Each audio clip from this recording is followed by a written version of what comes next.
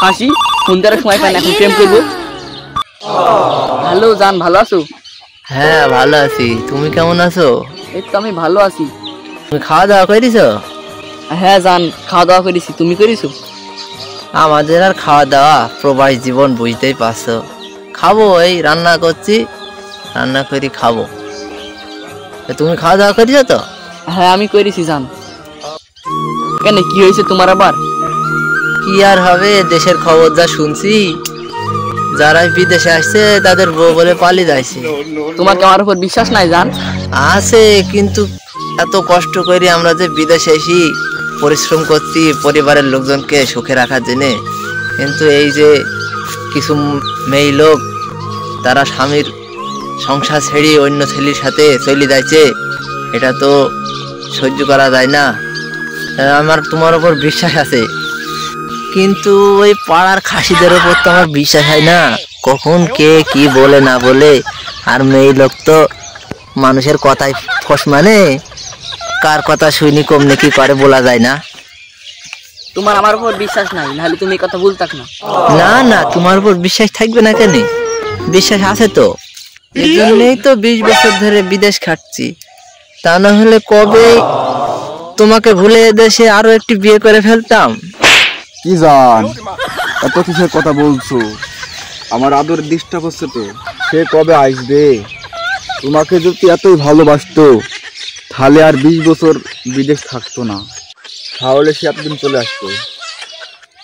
কি ব্যাপার, তোমার পাশে কেউ কথা বলছে মনে হচ্ছে? না জান, কেউ না। আচ্ছা আমি এখন গোসল করবো জান, তুমি একটু পরে ফোন দিও, এখন রাখো।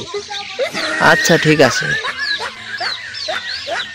তোমাকে আমি কতবার বলেছি, যখন আমি ফোনে কথা বলবো তখন তুমি কথা বলবো না।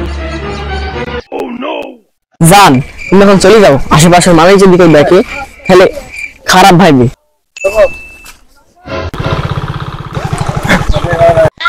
এটা রাজা হবে না। ভাই ভাই প্লিজ আমাদের ক্ষমা করে দিন ভাই। ভাই আমাদের বাড়িতে দুটো বাচ্চা আছে ভাই।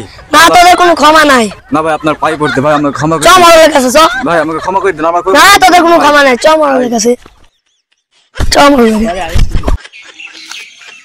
এই শালা দেশে কেউ মেয়ে পাসনি, বিহারা মেয়ের সাথে লটর করতে গেলি। আরে ভাই শোনেন, বি খালি নামে হয়েছে, আমি বিকের 2 মাস ছিল তুই বিদেশ চলে গেছে, যে বিবাহ বলে বলেন দিন আপনি। তো সরম চালাক, শালার মাথা বুদ্ধি আছে তো।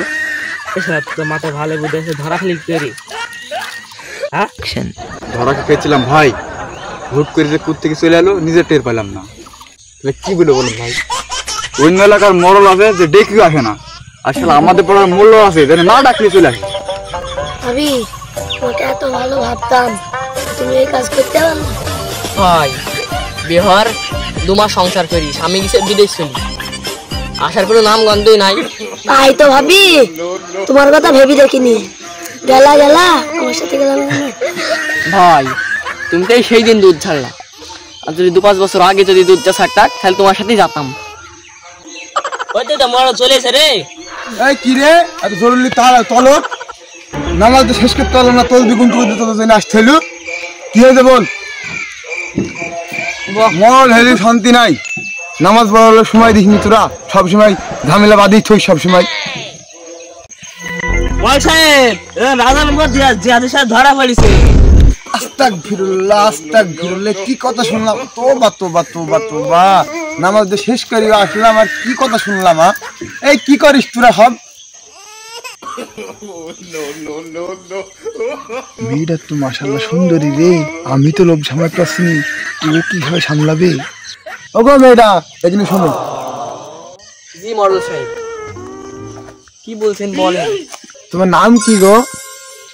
আমার নাম মোসাম্মদ মিম আক্তার খাতুন। নাম তো মাশাআল্লাহ ভালোই, এই কাজ করার আগে তোমার স্বামীর কথা একবার ভাবলা না? মরল সাহেব আমার তো কোনো দোষ নাই, স্বামী বিদেশ।